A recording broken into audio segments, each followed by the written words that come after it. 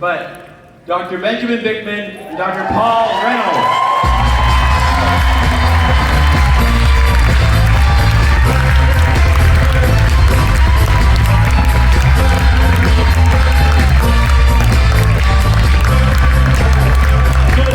Good morning. We are so happy to be with you at this event. Welcome. Thank you so much. Ben, can you believe we're at such a fantastic event? We have all-star guests on our panel today that we get to learn from. Yes, this is wonderful. I just hope you all appreciate how unique it is. Paul, what are a couple scientists like us doing in a place like this? But it is, to me, just further evidence of how committed Unicity is to just cutting-edge metabolic science. And when you couple that education to innovation and great products, you really can see that there's great success out there, both metabolic health and prosperity. Yeah, absolutely. But as much as it pains me to admit, you guys are actually not here to listen to me, so how about we bring out our first guest? One of my heroes in the world of nutrition is Teicholz. The low-fat diet was this giant, uncontrolled experiment on the American public that has really failed. The author of The Big Fat Surprise, Teicholz. The meat in the cheeseburger is no problem, it's the bun. All diets fail at 6 months because people cannot go forever being hungry. Companies are trying to pay off scientists, basically. There's so much money going into nutrition science funded by the food industry. Perhaps it did take someone from completely outside the field to recognize that the entire field was flawed. Very controversial in this day and age. What's the big fat surprise? That butter, meat, and cheese do not cause heart disease.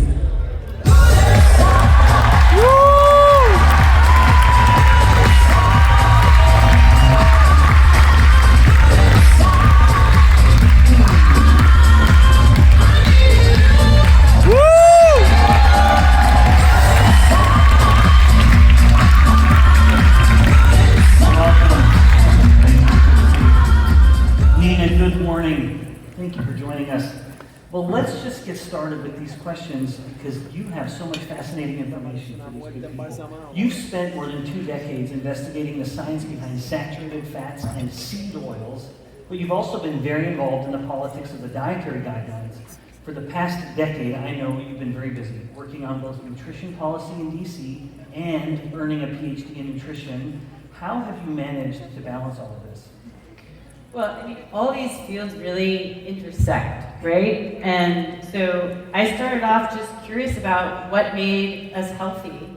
And like so many of you out there, and was just read thousands of scientific papers, and spent a decade doing research for my book. And one of the things you realize is all the dietary advice that we've been given that is mistaken or misguided or just flat out wrong, it comes about because of this policy that we have, right? And it all comes from the top down, and we go to our doctors and we can't get informed. So it's just, my curiosity led to research, led to wanting to get a PhD, to really have some credibility in the field, and then that leads to policy. Like, how can we change it to make the advice out there more credible and better for everybody?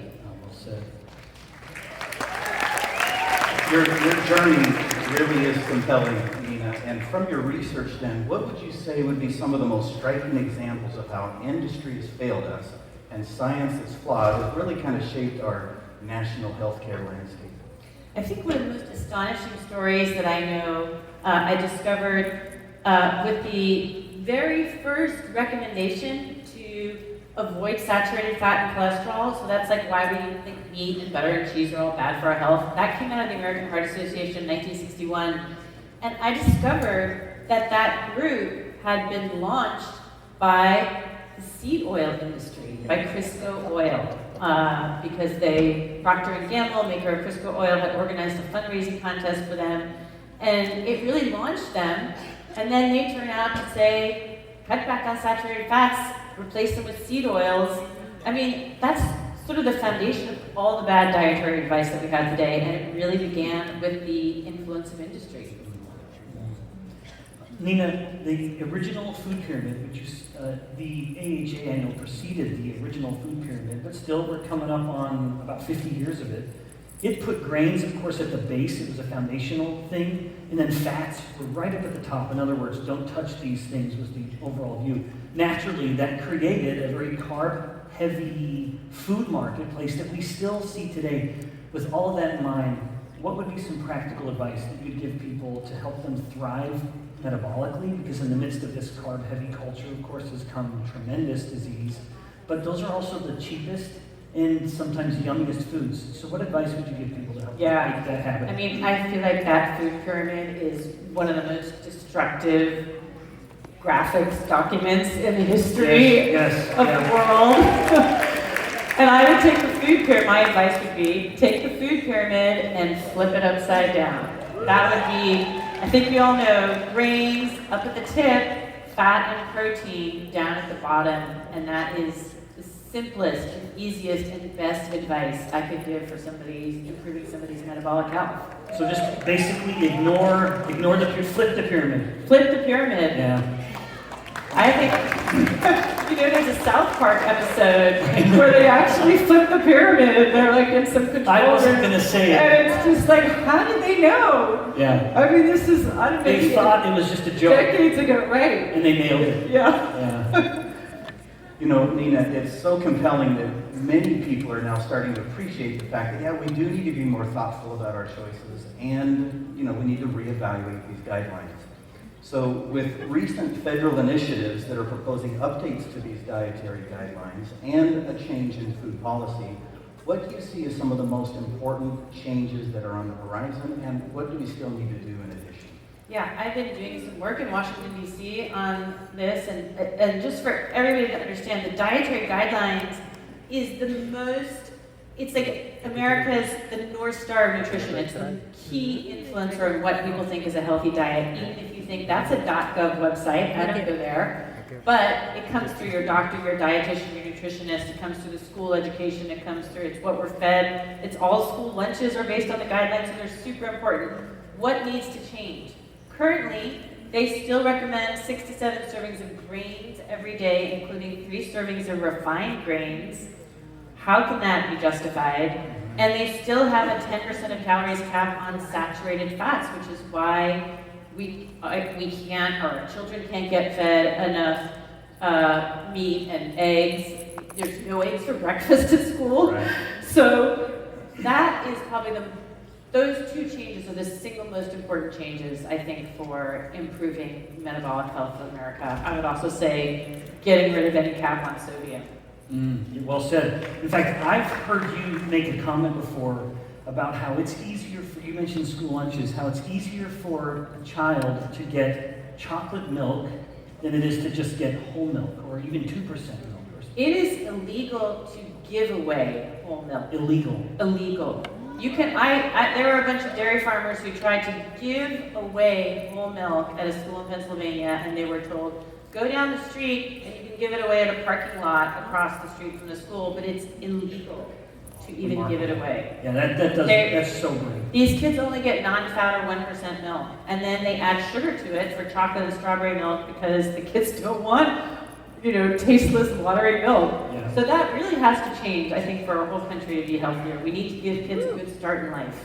Yeah, in fact, let me ask one more, because we're doing fine here. You'd mentioned to me before, where I was with you in DC not too long ago, and I was struck, maybe just share briefly your thoughts on why it matters that the dietary guidelines, that inverted food pyramid, should be inverted, is coming from a department that really has no business, whose prime mandate is not human health. What is the USDA's job to create a food pyramid ought to be perhaps the purview of some other department. Yeah, I think most people don't understand this. Like, we have this U.S. Department of Agriculture, the mission of which is to promote all American farmers and foods, right? And then, starting about 40 years ago, they're given this mission of the dietary guidelines to tell Americans, well, eat some of these foods and less of those foods, or they have to pick and choose between the foods. That's an inherent conflict of interest, right? In the agency, they can't be trying to promote all foods and then telling you don't eat these foods.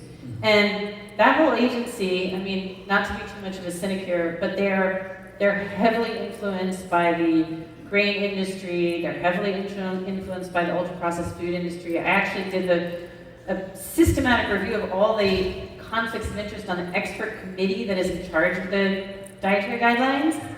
I don't know, what percent of the committee do you think had a conflict of interest with food or pharma? I don't know, I'm sure you wouldn't guess it up here. 95% of that committee has a conflict of interest with food or pharma, most often the big multinational processed food companies like Unilever, Nestle. And then going back to why you think grains are at the bottom of the pyramid, Kellogg's, General Mills, those are the most common conflicts of interest. So half the committee had 30 such ties or more. One of the members of the committee, this is a 20-person committee, experts, she had 152 ties with food or pharma, right? Oh my gosh, we have got our work cut out for us. And thank you. Well, let's move on as we wrap up into some rapid fire questions. Okay. All right, question number 1. Yeah. I just feel the heat. I feel it. You feel the heat. Yeah. You guys, this is what happens on stage when you have 2 sexy bald men. things get really hot. Okay, Nina can barely breathe being around 2 manly men. Okay, Nina, rapid fire. What are your top 3 foods that you aim to eat every day just to feel better? Okay, I know this is controversial stuff, but beef. I try to eat beef or meat from any ruminant animal. Why ruminant? Because they have multiple stomachs, and that is a chance to get rid of all the toxins in the plants that they eat. And when I looked at that, I was really amazed. Like, it's different than a chicken or a pig that has 1 stomach. So, beef, which is the most common ruminant meat we have, eggs, and butter. Butter has an amazing amount of vitamins in it, including vitamin K. I love butter. Yep, awesome. Okay, next one. What would you suggest if someone wants to cut out just one thing to improve their diet? I would have to say total carbohydrates. I know it's sort of more in the mode now to say just refined carbohydrates, and I think they're especially bad, but if you look at the scientific literature, if you have tipped over into metabolic ill health, you have obesity, diabetes, hypertension, the science shows that it's really the reduction of total carbohydrates that reverses you out of disease. Wonderful. Nina, thank you so much for joining us. Thank you. Please join me in thanking Nina. Thank you.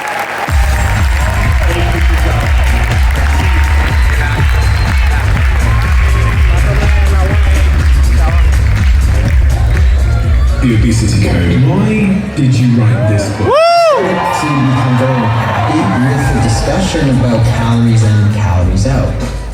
And I would say, well, it's not about the calories, right? It's about fixing the hormones that are behind the calories. So if you don't eat, let your body use it. You have to take your health into your own hands, because you're not going to hear it from the media, you're not going to hear it from the doctors. I'm not talking about a drug that costs thousands of dollars. I'm not talking about a surgery which is only available to the 1%. I'm talking about a treatment which is available to everybody for free, and yet has the power to completely reverse their disease.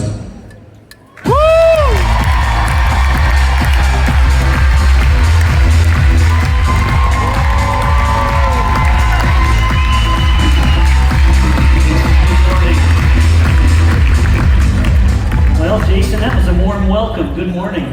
It is good to see you. Thanks for joining us. Jason, let's get started.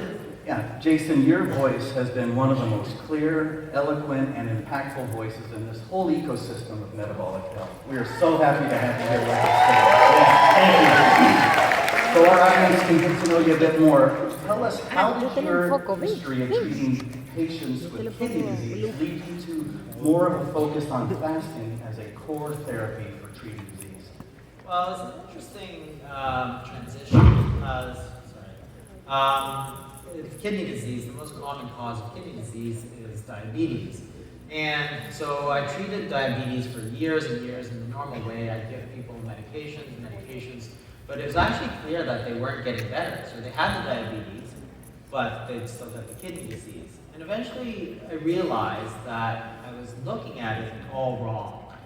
If you have diabetes, which is causing kidney disease, you got to get rid of the diabetes, which of course everybody said was impossible at the time. But I thought, well, that's really stupid.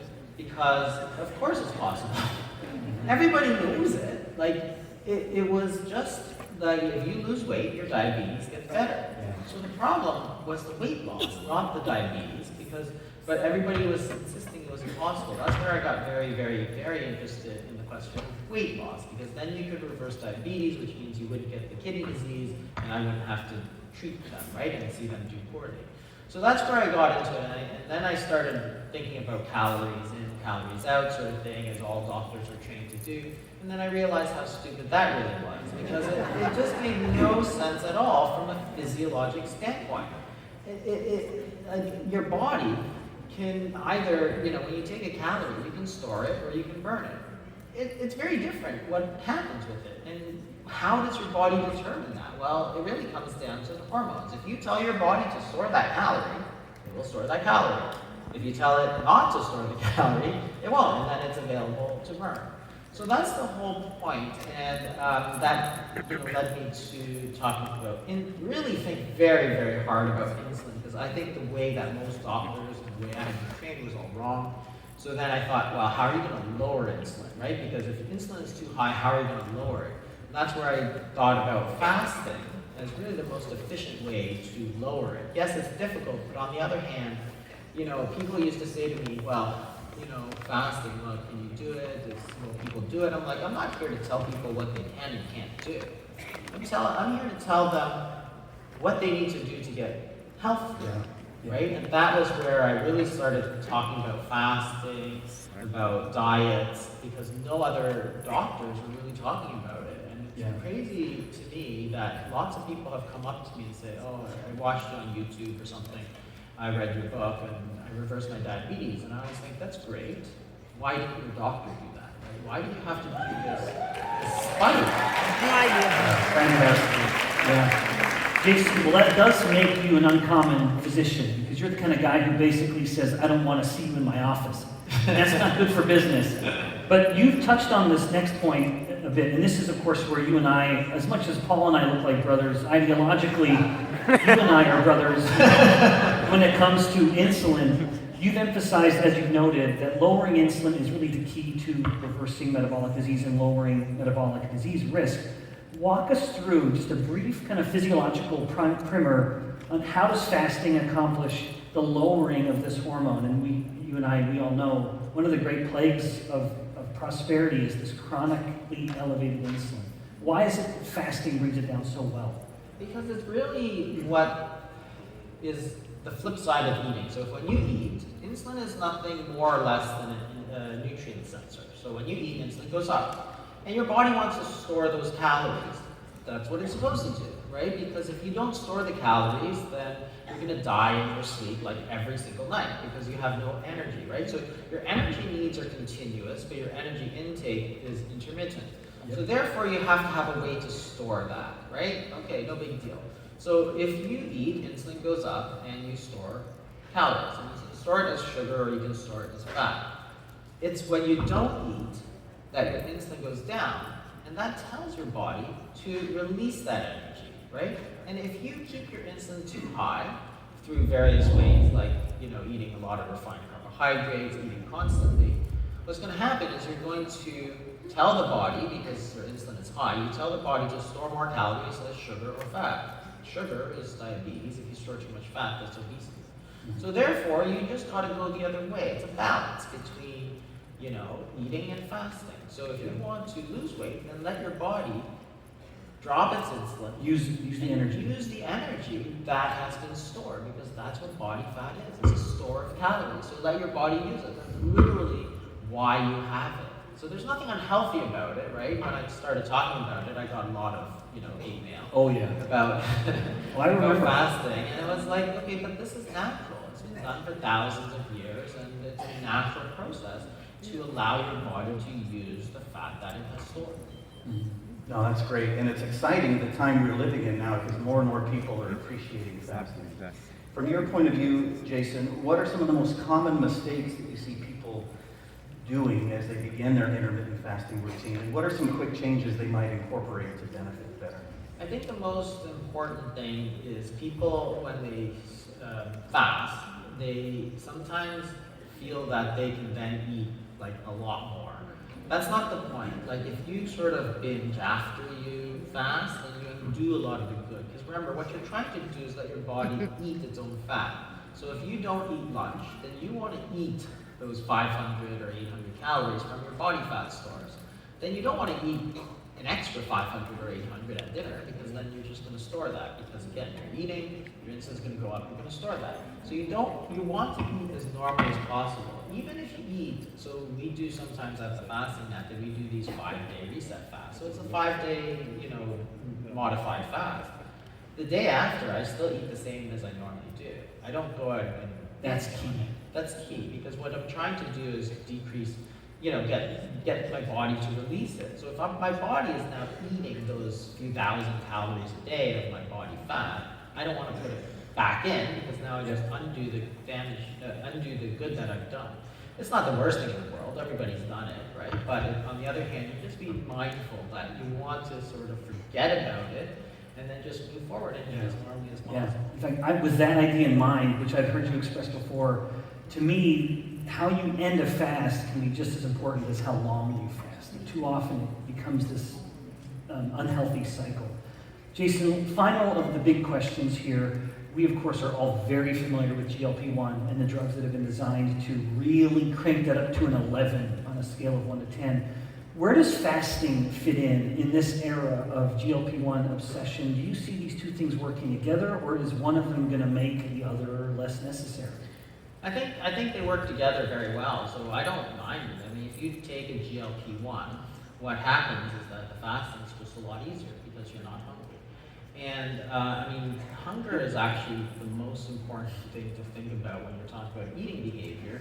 My new book is called The Hunger Code. That's really all about hunger, because if you think about what drives eating behavior, it's hunger, right? So what Ozempic teaches us is that you need to focus on the hunger and not the calories. Because if you think about calories and hunger, what people try to do is they try to decrease their calories, right? But they don't focus on the hormones, so their hunger goes up. You're constantly fighting with yourself. So you do that for a few months, you lose weight, then a few years, but you're always fighting with yourself until that hunger wins out. If, on the other hand, you focus on the hunger, you decrease the hunger, like with the GLP-1, then naturally the calories also fall.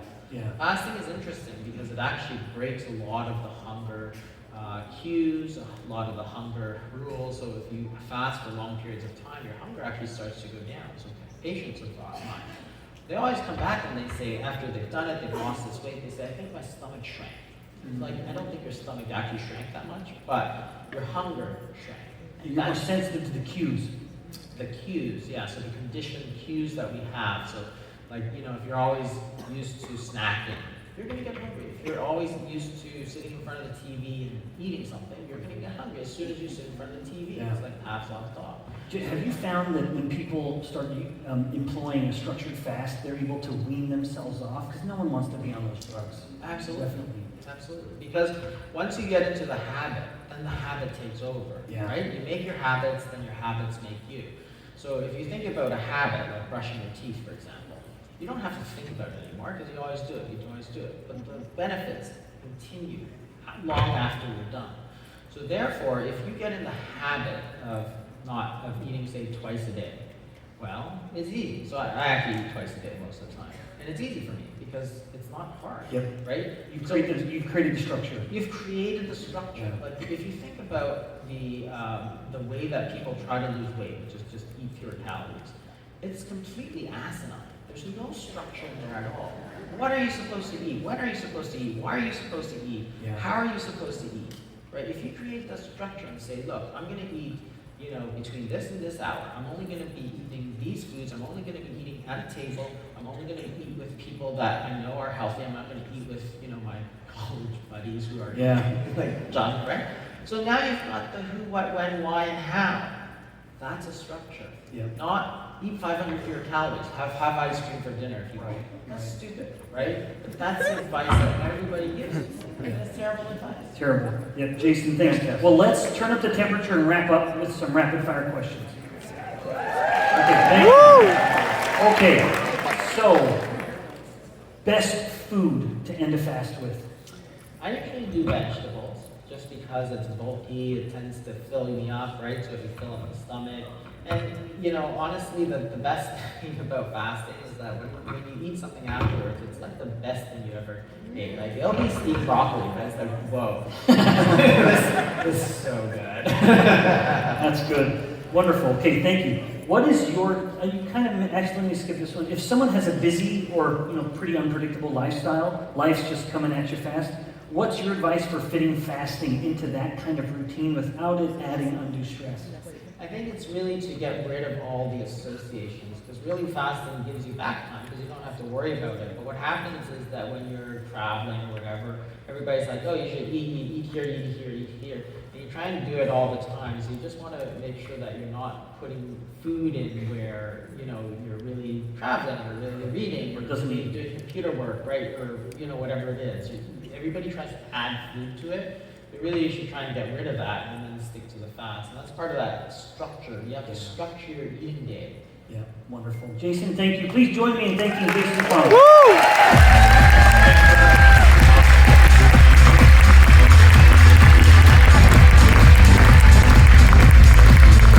Like most women, you get into your 40s and you suddenly become a little weight loss resistant, your sleep is terrible. If I was not aware of what to expect in perimenopause, then how can I expect my patients to? Cynthia Thurlow, a nurse practitioner, two-time TEDx speaker, CEO and founder of Everyday Wellness Project, and the author of Intermittent Fasting Transformation.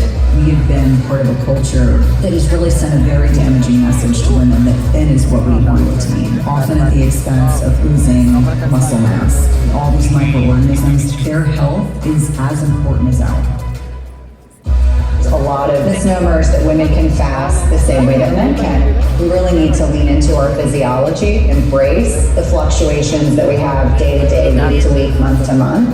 I do not believe, nor do I support, the limiting belief that women have to accept weight gain is a normal function of aging. Honor our hormones as opposed to dysregulate them.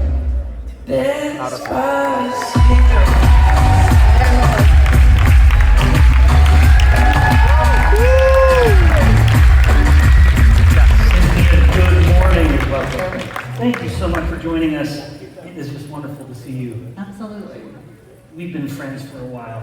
In fact, some people say that I helped make Cynthia famous by being on her podcast once. Cynthia, let's just get started, because this is a fascinating topic that you've really focused and made a career on. What makes fasting so different for women, especially, of course, accommodating menstrual cycles and then the various stages of menopause? And how should women adapt their own approach to fasting to help them sync up with their hormonal health?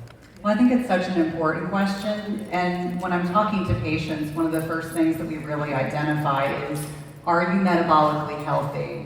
If we know that more than 90% of the given population here in the United States is not, then fasting is almost always part of the conversation. So number one, are you metabolically healthy? And then number two, it's looking at what stage of life are you in? Are you 35 and under and you're still menstruating and maybe at some point desire to have a family? Then fertility is what we want to focus on most importantly. And then the perimenopause transition into menopause can be 5 to 10 years in length. And that's a time along with menopause where we are looking much more closely at how are you managing stress and sleep, what's your nutrition like, are you weight training? So the conversation about fasting is always part of my discussion with patients, but it's helping them identify, are you a 27-year-old who has PCOS and really needs to lose 15, 20, 30 pounds? Then we're going to have a conversation around when in your menstrual cycle that we can integrate a fasting regimen versus are you an athlete that's 25 years old and very lean? We're going to talk about maybe 12 hours of digestive rest as being something to focus in on. So briefly then, what would you say with regards to the menstrual cycle? You mentioned a gal who's still menstruating and maybe she's interested in fertility, because of course there's two very distinct differences in the menstrual cycle. Is there any nuance that you would just plug in with being more mindful of fasting at this phase versus the other phase? Absolutely. So from the day that you start menstruating up until ovulation, that's your follicular phase when estrogen predominates. And estrogen is a very insulin sensitizing hormone. That's when you can get away with more intense exercise, you can get away with some fasting, versus after ovulation when you're in the luteal phase, progesterone predominates, and that's typically when women have less energy, they're not going to push their workouts. It's also when I will say 12 to 13 hours of digestive rest is going to be your friend. That's a good way of saying And I think digestive rest. Yes, that's a my good point term. phrase. I like that. But I think it's helpful for women to understand because they'll find that fasting is so much easier in their follicular phase, and they're struggling to get to, the week or two before their menstrual cycle. They're like, I'm ravenously hungry, and physiologically we need about 150, 175 additional calories during that time. It's a time when, even if you're not planning on having a pregnancy, your body is very focused on different processes, and so I find that a lot of women, 12 to 13 hours still allows them to feel like they are getting some of the benefits of not eating so frequently, but also much more in alignment with their physiology. And the other dovetail to that is as women are navigating perimenopause, if they're not sleeping, they're not managing their stress, they're eating a garbage diet, they're not exercising. I always say you have to think about fasting as a hormetic stressor. It's beneficial stress in the right amount at the right time. And so there might be a month or periods in your life where you're not fasting, but maybe you're just abiding by that digestive rest methodology. Right. In fact, that you touched on this a little bit, but this is just too important of a question to leave as just lightly addressed as we have. What would you say are the red flags in a fasting approach where the gal may look at it and say, I'm maybe doing more harm than help, like any of the symptoms you just mentioned or more? So if she's being sensitive enough to mind the adaptation signal that it's not working well, and then what sort of response would you suggest? I would say, number one, just being attuned to your menstrual cycle. So I always say to patients that your menstrual cycle is a vital sign, just like blood pressure, temperature, pulse. So if you lose your menstrual cycle and you know you're not pregnant, that's a sign that it is too much stress for you and your body. So number one is that. If women start losing their hair, if they're incredibly fatigued, if they find that all of a sudden they are not able to consume enough protein during their feeding window, those can be signs that there might be something that requires an adjustment. Or I also use the other side, like, did you have a death in the family? Did someone lose their job? Did you have a big move? Like, really being attuned to what the stressors are in your personal life so that you can make adjustments from there. And again, to find reassurance that you may be able to fast for several years, and then you may have a period of time where you're not able to fast, and that's okay. I think rigidity, I never want that to be the message. Like, we are organisms, we are meant to adapt to our lifestyle, and sometimes that means you change what you are doing in response to the other inputs in your life. Especially in the female body where there is just so much more change. I like to joke that men are like a barbershop quartet. Yes, it's nice, but it's very simple. Gals are a 200-piece symphony. There's just a lot of more nuance. And it sounds good. Yeah, there you go. Cynthia, this advice, this education is so wonderfully timely. But unfortunately, it's really been a paucity of this type of information out there. So let's get practical for a moment. Without naming brands necessarily, what should women look for when they're looking at functional foods and drinks, and really with the aim of benefiting hormonally and metabolically? Yeah, I would say, in the hierarchy of needs, protein, because physiologically, we actually need more protein with age and not less. And we could unpack the protein leverage hypothesis, which I don't want to bore the listeners, but I remind women making this is an audience that would love it, by the way. Yes. But for the sake of time, we won't do it. Yes. So as we are navigating perimenopause into menopause, so usually after the age of 40, there's something called sarcopenia. So it's muscle loss with aging, and that is a physiologic adaptation. I always use the analogy that we want our muscle to look like filet as opposed to ribeye. Like, both are equally delicious if we're having a steak, but it's important for us to understand that the marbling that you see in ribeye, although delicious, is an incorporation of fat into the muscle cells, and so, or the musculature of the muscles themselves. And so, as we are navigating hormonal changes that are occurring in perimenopause, we're fluctuating at levels of estrogen in perimenopause, sometimes 20 to 30% higher due to luteal cycles.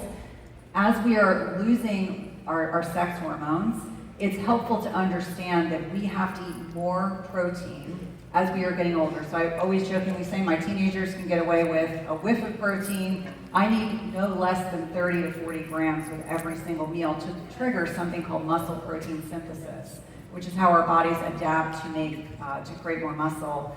But the protein leverage hypothesis states that if we are not consuming adequate protein in our diets, what will happen over time is our bodies will seek out the calories in other ways. That's when the pantry is beckoning to you at night. That's when you find that you're having unusual cravings. And most of my patients don't eat enough protein during the day. They're eating a lot more fat and carbohydrates at night, which sets us up for poor metabolic health. So that piece about consuming enough protein in the setting of less estrogen and higher follicular stimulating hormone, it sets up this kind of feedback loop of protein, protein, protein, really focusing in on protein to answer your question. I would say next, being mindful of ingredients when you're looking at products, whether it's a beverage, whether it's a protein bar, whether you're in the airport, and I get it, we all travel, we have to adapt. Helping people understand we want to be mindful of artificial sugars. We be mindful of things like seed oils.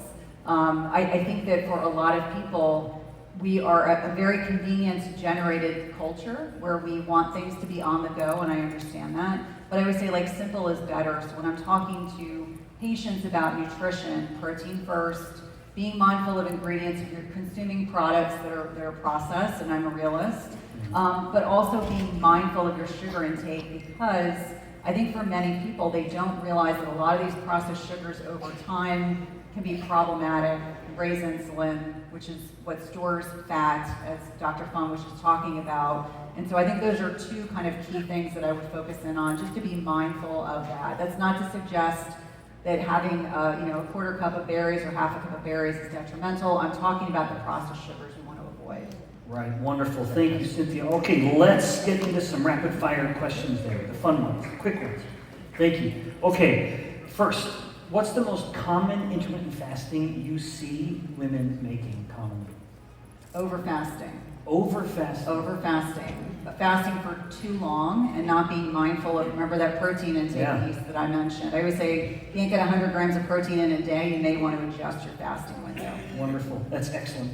Okay, next one. How does fasting need to change for women going through perimenopause or menopause? You've touched on this a little, but give it to us just really straight. Yeah, I would say first and foremost, you have to manage your stress. Number two, you've got to sleep through the night. If you're not sleeping through the night, I can't get you to lose weight and I don't want you fasting. Number three, I would say the nutrition piece, without question, is so critically important in middle age. You cannot eat like you did when you were 18 years old.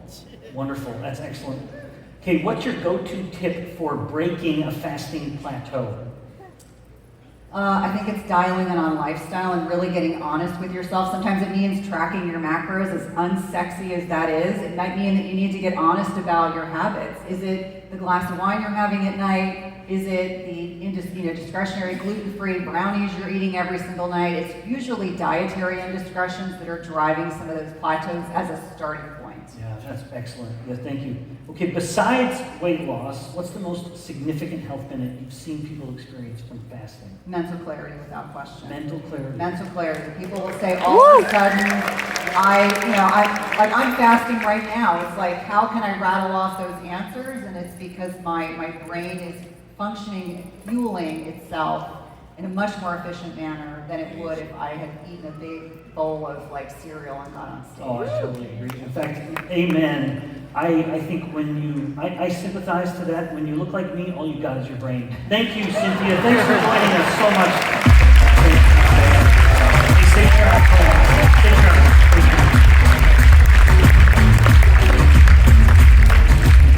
Everyone wants to live longer. Everyone is thinking how to live better. Dr. Carlos Jaramillo!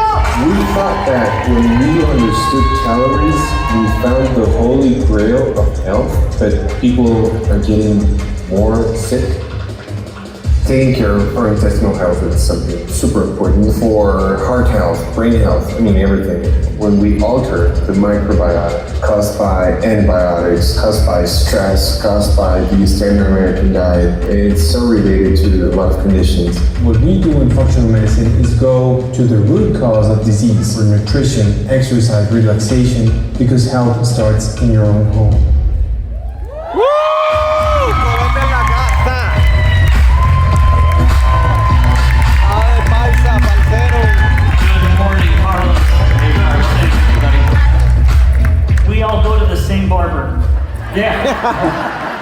Beautiful. Makes you a metabolic scientist. Beautiful. Yeah. It's gotta be. Part of the job.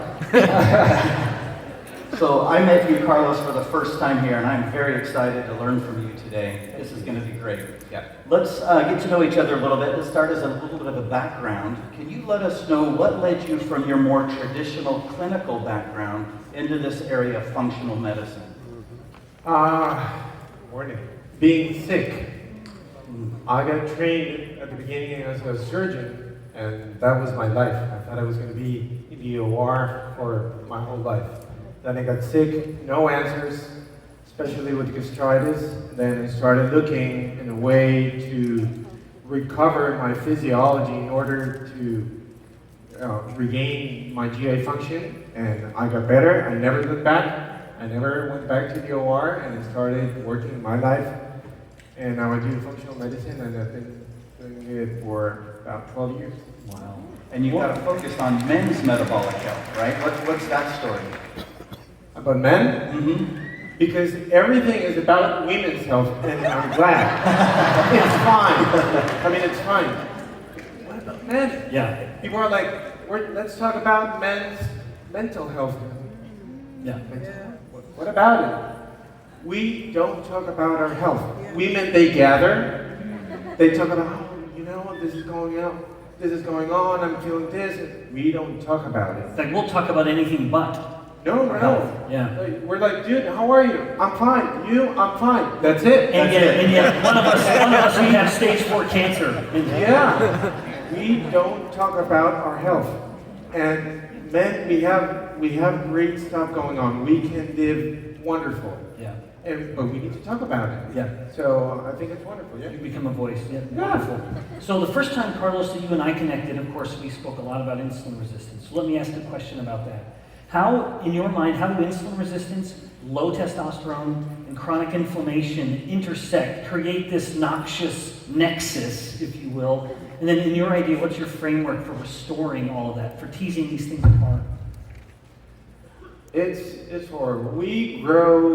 There's a point where we go like 30, 35 years without caring nothing about our health. Gaining inflammation all the time. Sleeping bad, eating horrible.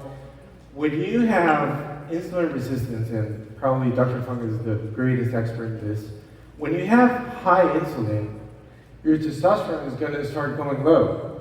Your testosterone starts going low, you don't have enough muscle. When we have sarcopenia, you have only 2 places where you can store glucose. Either your muscle or your liver. Your muscle is the greatest place. If you're losing it, then you have less place to store it. Then what is the only thing that your liver can do with all that glucose? Make fat. Yeah. And you start having more insulin, more fat, less muscle, more inflammation. And then you put it with all the rest. Stress. If you have more stress, less recovery, less muscle. If you don't sleep, most of the testosterone is made while we sleep. If we don't sleep, then less testosterone, less muscle, more inflammation, more insulin resistance. Even if you eat very little glucose, you can say, I'm only eating, an ice cream a week. I'm only eating 200 grams of carbs a day. Yeah, it doesn't matter. If you don't have muscle, if you're chronically inflamed, if you don't have the way that your body can manage all the glucose, the only thing you're going to do is keep on storing fat. It becomes a vicious cycle. Yeah. And it's endless. What you need to do is stop. There's no miracle pathway. It's not only about fasting. It's not only about cutting carbs. It's putting your life, every single thing is important. You need to sleep. You need to handle stress. You need to take care of your GI health. You need to eat protein. You need to train. You need to put your life in order. It's like a Christmas tree. Like I always say, first you have the tree, and then you look for the ornaments. But people go in Amazon and they buy a bunch of ornaments. I'm like, are you eating well? No, you know. Are you training? I'll fast. No. You fix the lack of rain with rain, not with sun. If you're not training, you need to train. So you need to put your life in order. That's wonderful. Yeah. You know, Carlos, as people start to make adjustments to their diet and their kind of fitness routine, some might feel that they are neglecting their kind of cultural background. Yeah. In Latino and other culturally food-rich environments, what are some of the pitfalls you see that people make when they try to adhere to their cultural tradition but also try to make adjustments? The first thing I want to tell all Latinos here is that there is nothing wrong with our genes. Woo!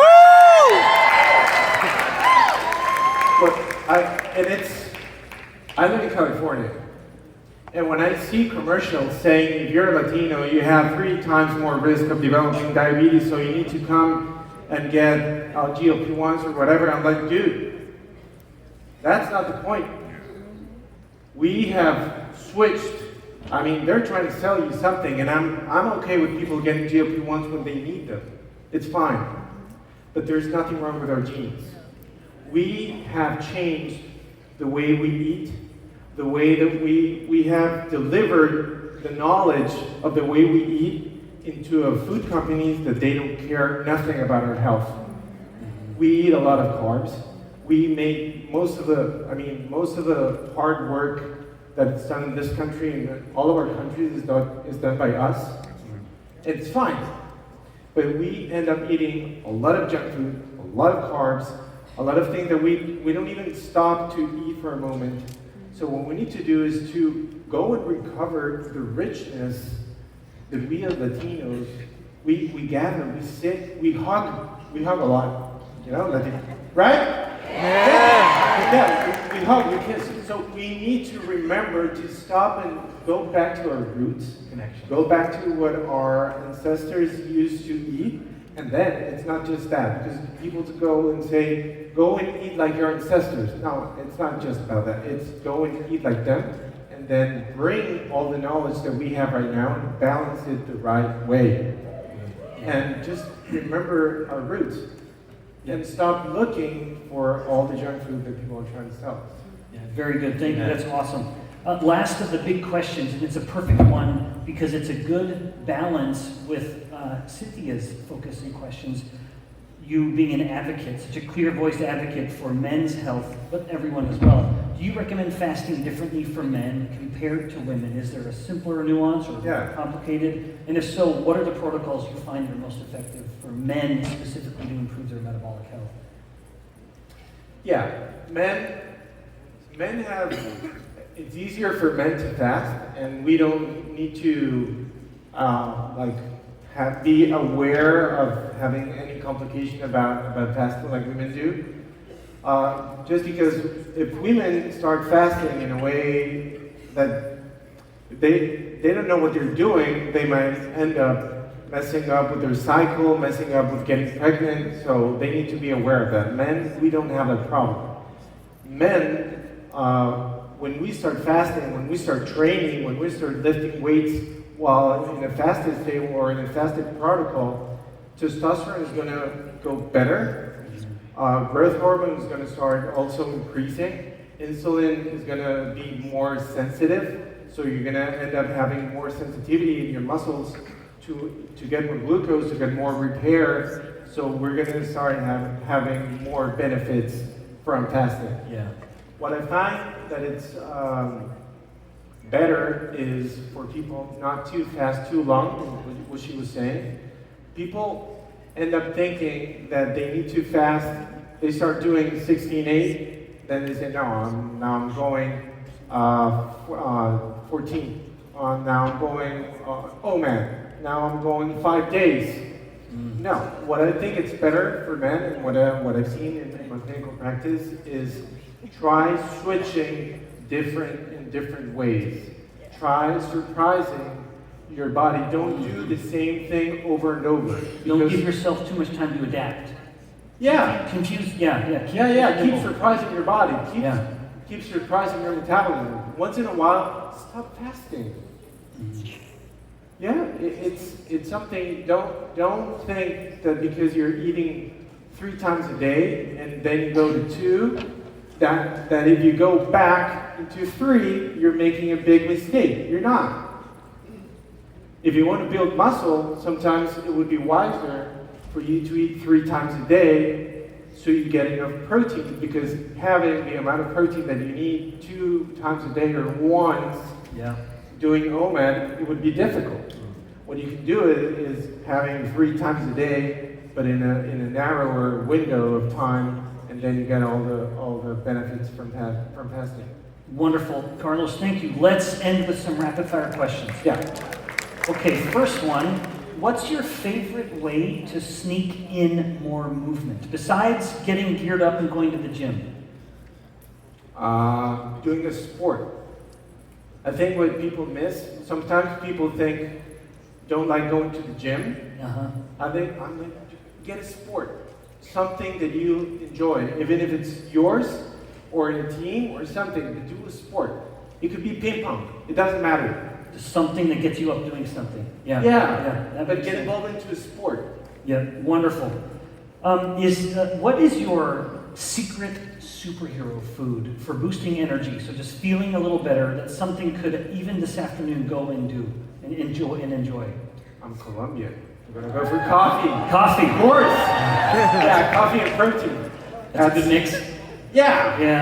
Coffee and protein, coffee and steak. Carlos, I'll confess, for me it would be yerba mate and steak. Yeah. Same thing. Is that close enough? Okay, very good. Let's wrap up with one last question. If you could change just one thing about a Latino American's daily routine for healthy metabolism. Now, I appreciate what you said very much. It's not in the genes, but there are ethnic differences.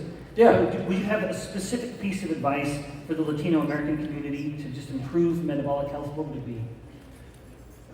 Let's stop eating all the carbs that we eat: beans, pasta, yuca, potatoes. Yeah, so how can we blame genes when everything on the plate is the problem? I mean, when you look at the indigenous paintings or whatever, there were nowhere paintings of obese people. Yeah, so there's nothing wrong with our genes. Yeah. We need to start. It's fine that we eat yuca, papa, everything. It's fine, but let's learn. I mean, everyone is going crazy about high carb or low carb. What is normal carb? Mm-hmm. Yeah. And that's what I try to teach people. Let's focus on normal carb. Let's don't go crazy about the excess or low. Normal carb, and let's start by eating a lot of protein and a lot of fiber and a lot of good healthy fats. If you're still hungry, go for the yuca, go for the potato, But at the end.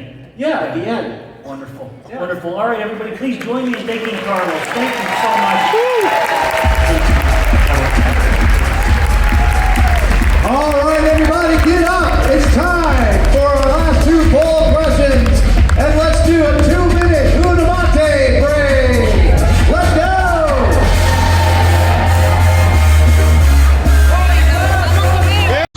Health science, integrative medicine. She's a social media superstar. Women are not soft, delicate creatures. We all have the ability inside of ourselves to heal our body and to live our best life.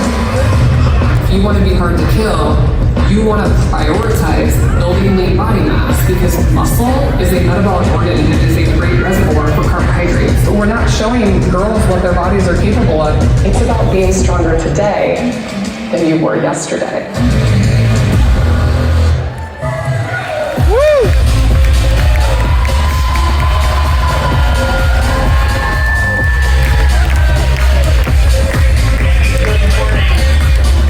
It is so good to see you.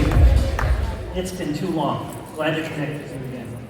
Let's get started just talking about your background. You have an interesting one, a bit mixed. OBGYN, functional medicine physician, and exercise scientist. How has that intersection of knowledge and training shaped the way you approach women's health and metabolic health? Well, I was a collegiate athlete, getting a degree in nutrition and exercise science. Then I went to medical school. You would think I had all the knowledge in the world, how to be healthy. Yeah. but doctors are humans. And that transition into medical school, I'm sitting in libraries, I'm studying for tests on Saturdays. My health started to go down. I wasn't lifting weights anymore. So after I had my 3 children and had a huge awakening in my life, I realized all they taught me in medical school was lifestyle, lifestyle, lifestyle. But they didn't give me the tools to do that. So I went back and did an integrative medicine fellowship, and it completely transformed how I treat patients. I look at patients very differently than most doctors do. Yeah, so you'd already been practicing as a physician and knew there's something I don't know here. I need to go back and get a little more training. Yes. Yeah, boy, I love that humility. And as a physician, I think we should walk the walk and talk the talk. Oh, yeah. I mean, I can have all the knowledge in the world, but if you don't know how to apply it, and you don't know how to show patients how to do it, I mean, I'm a mom of 3, I'm a full-time physician. Amen. I still get it done. Yeah, no, I totally agree. Fantastic. Yeah. Also, tell us, why do women tend to lose more muscle a little more easily during perimenopause and menopause? And then what are the key strategies in your mind as you teach your patients and anyone willing to listen? What are strategies they can integrate in order to prevent and even reverse some of that strength and muscle mass loss? Well, first of all, we're not telling little girls and young women how to build lean mass early in their life. So many of these women are coming into the perimenopausal transition already behind the mark, because of their bones and the strength of their muscle. And then what happens is we start losing estrogen production from the ovaries. And estrogen is really important for our muscles. So as we lose estrogen, we lose something called satellite cell proliferation. Muscle cells literally start dying. There's more inflammation in the muscle. There's more insulin resistance in the muscle. And then what happens? We don't feel good. We don't want to move. We don't want to exercise. Right. We're tired. Right. It's like the last thing we want to do. And so then that starts accelerating the rate of lean tissue loss. So there is a hormonal shift in perimenopause that starts to make that hill really steep. And if you weren't already doing a lot of those things in your 20s and 30s, it feels like an insurmountable task to start, in your 40s. I love that point. The idea of entering that stage of life with as much muscle mass as you can get, that's such a brilliant idea. Love it. That's impressive.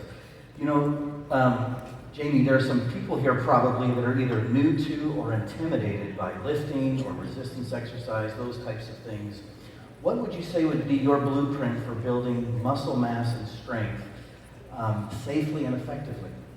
Okay, so everybody knows my motto is eat protein and lift weights. Okay, so one nutritional strategy that you have to implement is more protein. And women are really not good about eating protein. They're eating little small 10 grams here, 15 grams here. Maybe a little chicken on the salad. Yeah, they're not getting a huge bolus of protein, and protein is important for muscle protein synthesis. The reason that you hear people on social media say eat 30 to 50 grams of protein is because that would equate to about 2.5 to 3 grams of leucine. And leucine is an amino acid that's essential, and so eating 30 to 50 is going to give you that amount of leucine. There's other things that are really important too, like creatine, but when it comes to resistance training, the amount of work required to see benefit is actually quite small. I talked about this in my TED Talk. They took a population of women 65 and older. I mean, these are your grandmas. And they did resistance bands. We're not talking like big barbell back squats, but resistance bands. And they did it 3 times a week, and they did a certain amount of intensity and volume and frequency and progression. And over an 8-week time span, they got stronger, they had more stability, less likely to fall. Just resistance bands. So easy. And you can even do body weight. You can do body weight. If you are just starting, you can literally just do body weight exercise. Y'all have a weight, right? And we can use gravity. So start where you are and then progress over time. Yeah, brilliant. Yeah, love it. Thank you. You actually mentioned maybe 1 or 2 of these already, but let's just really hit the nail on the head here. Let's talk about supplements. Of course, Immunicity is the one hosting all this, some of the most intelligently designed supplements I've ever seen. What is your take on supplements like creatine, leucine, both of which you might have just mentioned, HMB, a little less common, specifically for women, and how in your mind would they fit into a comprehensive muscle building plan? Supplements are great. I take supplements. But what I tell my patients and my followers, we have to have the base of the pyramid solid first. Dial in. You don't mean base of the pyramid being grains. Dial in. No. You mean the flipped. No. Yes. And so, lifestyle is super important. If you think that just, taking a bunch of supplements and eating donuts and laying on the couch all day is gonna make you hard to kill, that's definitely not the case. But creatine is so important, and because women don't eat a lot of protein, they're not eating red meat and good dietary sources of creatine, and then when you cook your steak, you actually deplete the amount of creatine in it. Even if you stew it or boil it with searing steaks and things like that, it lowers the creatine and actually a little bit gets made into creatinine. So to eat the amount of creatine you need that they show in the studies, which is like 3 to 5 grams to support muscle health and now a lot of literature with brain health, you'd have to be eating a pound or 2 of meat. So creatine is one that almost everybody has to supplement. I'm a huge fan of creatine. Leucine, so amino acid supplementation. Once again, try to eat the whole protein. But if you are older, sedentary, immobile, maybe from an accident, an illness, or something like that, these supplements like leucine and HMB become even more important at stimulating, telling that muscle metabolically that we still need it. So I think supplements are excellent, and you want to use them strategically. In fact, what I love about that answer, not only do I agree with everything you said, there was a paper just published about a week or 2 ago. It looked at adults, and I think it was ages like 60 to 80. It was a 6-week or so protocol, both weight training, one placebo group, the other group was just getting creatine and HMB, and they had in various exercises as much as a 40% increase in strength. Yes. With just that one single addition. Yeah, it's huge. Yeah. Which it seems like the only way people look at aging is this steady loss of muscle mass and function. We want to try to flatten that slope as much as we can. Yes. That's a great way to do it. Yes. Combined with smart exercise. Yes. Yeah, wonderful. Okay, Jamie, let's wrap up our time with you with some rapid fire questions. Let's do it. Great. All right, so let's keep talking about women. It's such a popular topic. What's your favorite muscle building exercise, specifically for women? It's going to be unpopular, but the squat in any variety is an excellent exercise. It's a compound movement. So whether it's body weight squats, whether it's a barbell back squat, whether it's a trap or a hex bar dead, or even split squats, Bulgarian squats, whatever. When you do that, you're using major muscle groups like your quads, your hamstrings, your glutes. You're also using your core. You're working on your balance. But as we age, our ability to even stand up out of a chair, the sarcopenia and the weakness is almost always in the quads, glutes, and hamstrings. So if you don't want to be that little old lady that's having to get one of those power lift chairs where you saw grandma, right? She's always doing like this. Some form of squat. Wonderful. And I like what you said, compound, because a gal may hear this and think, well, if I just need strong quads, I'm just going to sit and do a little leg extension. That's not what you're saying. You're saying that in nature, if we're getting up, sure, we're using our quads, but we're also really using our glutes. We're using our low back. Yes. And when you load up a bar, you're also strengthening even your upper back and shoulders. Absolutely. So compound, a big, busy movement. Love that. Okay, next one. One myth. What is one myth about women lifting weights that you wish would just, if you could wave your wand, you'd say, I'm going to get rid of that myth from everyone's brain. What is the myth that needs to disappear? Women think that if they lift any sort of weight, that they will become big and bulky. And I will tell you, yeah, I've heard that so much. Personally, and taking care of women, that's literally all I do in my practice. It takes years and years of consistent strength training and progression to achieve, the physique that most of these people are thinking of in their mind. But even then, it's all what you see on social media is probably steroids and testosterone. Yeah. In fact, I've always said we think it will make us less feminine. Right. And that's the stigma that I'm really, really trying to break. Is that women think that being physically strong somehow we lose our, femininity. Less ladylike. Completely and utterly wrong, and it's bad for women's health. Yeah, wonderful. I love that. Last question, Jamie. What would you say is the biggest benefit to building muscle that most women don't expect until they got that muscle? What's the biggest benefit they might not? Really, the mental clarity and the confidence that comes with weightlifting. I've yet to meet a woman that can get in the gym and back squat and she doesn't feel confident in other areas of her life. And as a mom of 3 little girls, even amongst young girls, they have better grades in school, they have less mental health issues, they have better social lives, so I think there's so much to be gained. When I go to the gym, I'm not really in there because I want to be the best back squatter in the world. I'm training for life. I'm training to be able to take care of my kids for a really long time and one day make my great. Be a big healthy grandma. I love it. Jamie, thank you so much. Wonderful. Thank you very much.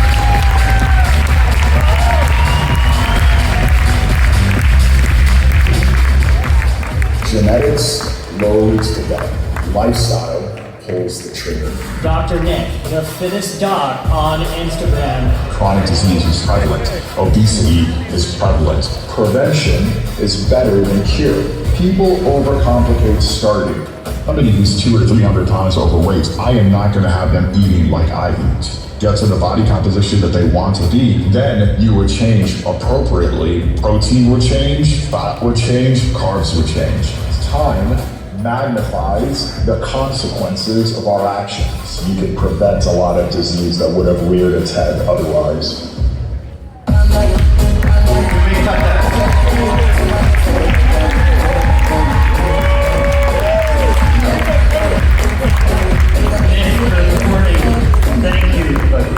It is wonderful having you here. Thanks so much.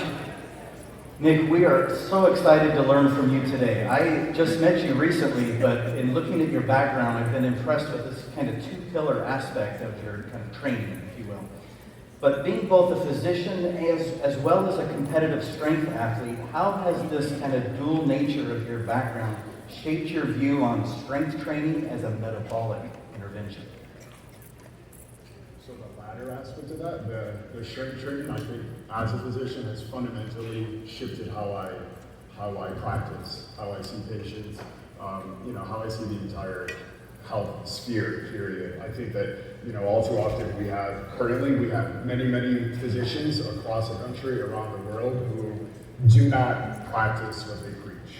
All too often, unfortunately, we make, blanket recommendations, kind of pay lip service to lifestyle changes and lifestyle recommendations, and we're hypocritical, right? You can look at a physician or just kind of make snap judgments, which unfortunately all of us human beings are prone to making. We can make snap judgments and determine that the physician isn't making or isn't partaking in those lifestyle habits themselves. So I think ultimately, strength training and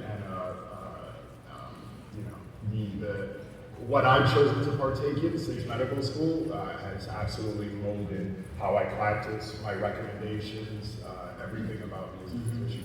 Well, you definitely practice what you preach, and if I can look like you when I grow up, I'll be right there. Yeah, Nick, but I really appreciate what you said, which is this idea that the moment you put little letters after someone's name, sure, they start to become expert at telling someone what to do, maybe not necessarily doing it themselves. Sure. So let's focus on that a little more.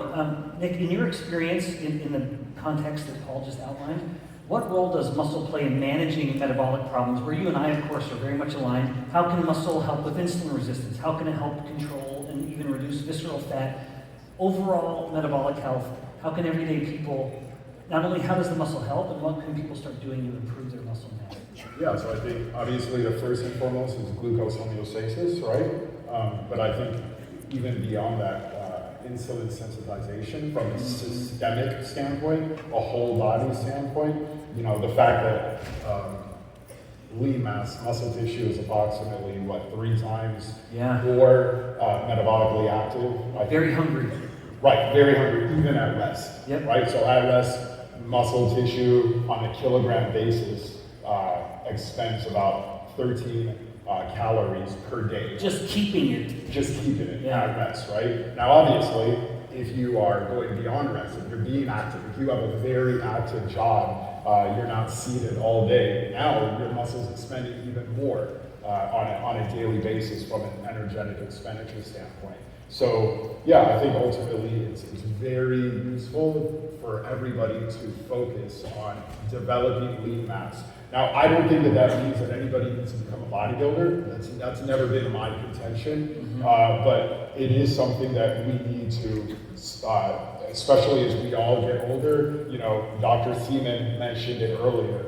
We have, all of us are susceptible to sarcopenia, the age-related loss of muscle, but we're also susceptible to dynapenia, the age-related loss of strength, right? So with that said, you know, you can only really resist the coming tide of both of those and even serve to reverse them if you're making the correct lifestyle choices. Even outside of going to the gym, calisthenics. Yeah. I think anybody who's following me on social media knows that I'm not a proponent of any one type of exercise. I'm a proponent of whatever is sustainable for you over a long enough duration. Consistency is what matters. So find the type of exercise that is in the resistance training realm that you enjoy doing and do it. Yeah, well said. Thank you, Nick. That's great. Okay, so you mentioned everyone doesn't need to be a bodybuilder, but talk about guys and gals who are obsessed with body composition.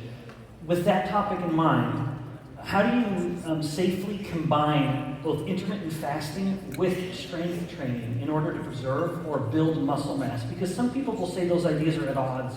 In your mind, how can intermittent fasting and strength training actually work together? So I tend to think about it from a MPS and MPB, muscle protein synthesis and muscle protein breakdown. In reality, all of us throughout the day, we have a complex interplay and balance between the two. More of the recent literature that I have read has said that it's all about your protein, your total protein intake throughout the day, right? So that's what I tend to focus on. Yeah. How many grams, like my daily protein goal for myself is 275 grams.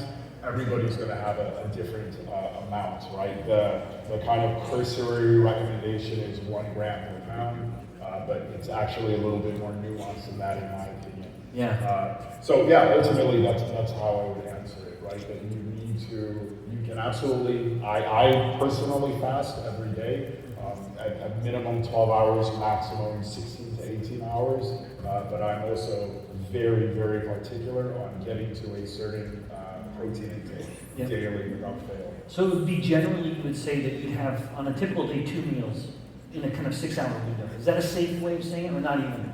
No, I have like 4 or 5, but... Okay, but you'd still condense it to a narrower timeline. Yeah. Okay. Yeah. So I'll start eating at like maybe 1, and then I'm a very strong proponent of stopping eating 2 to 3 hours before bedtime as well. So I'll fit in most of my meals between 4 to 5 hours. Wonderful. That's great. In line with this body composition story, there are a lot of tools out there. Why do you emphasize tools like DEXA scans and other body composition scans, and what in fact should we be monitoring? What are the metrics we should worry about when we maintain our metabolism and work on our strength? So this is difficult for me to answer because my undergrad was mechanical engineering. So I graduated, got my bachelor's in mechanical engineering and then med school. So my answer to this is going to be a little bit more nuanced because I think that I love numbers, I love data, I love trend lines, right? With that said, I personally like to lean on the objective parameters, the objective measurements of progress that you just mentioned, like DEXA, right? HRV and other. Even beyond that, we can also talk about in the gym. I would contend that somebody's mile time, how quickly they can run a mile, how many pounds they can deadlift, not necessarily for a 1 rep max, but for a 3 rep max or for a 5 rep max, how many reps you can get in at a specific back squat number. In my mind, these are all objective criteria, right? So it takes the power, it takes things out of the subjective range and places it purely in a realm that you can measure. Most people in this room have probably heard about this, and most engineers believe in this, but what gets measured gets managed. That's my personal belief. And if you can't measure something and you can't put numbers to something, in my mind, I'm not saying that it's not important. Obviously, your emotions and subjective assessments are important, but objective assessments, especially when you want to consistently progress for as many years as possible throughout your life without fail, you need objective parameters. Wonderful, that's awesome. Amen. Nick, let's get one final brief question before rapid fire. Can you tell us and share with the audience, what is the resource? I know through talking with you that you've developed a very good resource for people. Can you share us what that is and what you hope to accomplish with it? And where can people find it? Yeah, absolutely. So I asked a number of people on my social media, what they wanted me to put together for metabolic health, and there was a overwhelming vote for a product that would basically help people holistically in a metabolic health sense, from nutrition to movement to stress management to recovery, holistically kind of give them the framework over an extended duration of time. So I put together, there's a book, an ebook that I put together called the 12-week metabolic health calendar. And I actually did make it available for literally everybody here for free. So tell them where they can find it. Yeah, absolutely. So my website is www.thefittestyou.org. And at the top right, if you go to that on your desktop or an iPad, you'll see a blue button at the top right. If you go to that on a phone, you'll have to hit the 3 horizontal lines, and then you'll see a blue button that simply says Unicity. So if you tap on that Unicity button, it will take you to the page, and until Sunday, on that page that you will be taken to, if you put in Unicity as a discount code, from now until Sunday, you can download the entire ebook and the coming bonuses entirely for free. But Sunday night, you gotta move quickly, download it, it's all yours, and I definitely want to Nick, let's just make sure they know that website, thefittestyou.com. .org. Yeah. Thefittestyou.org, and then go to the little button that says the Unicity little button, and it'll go to the book. The top right. Till Sunday. And Nick has a guarantee that by the end of the book you'll look just as. I'm kidding.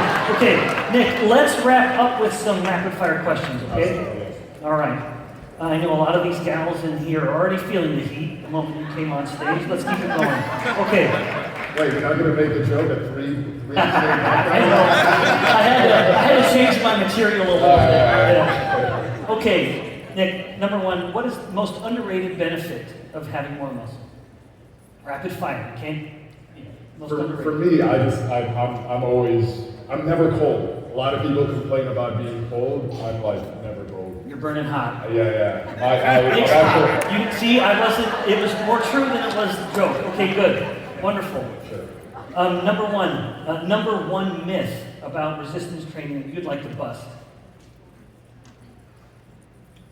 That there is not, that it isn't something that is for everybody. I genuinely think, as I stated earlier, it is for everybody. You simply need to find the methodology, which includes resistance training, which you are biased towards. Because when you're biased towards it, it can be sustainable, you can be consistent with it over an extended duration of time.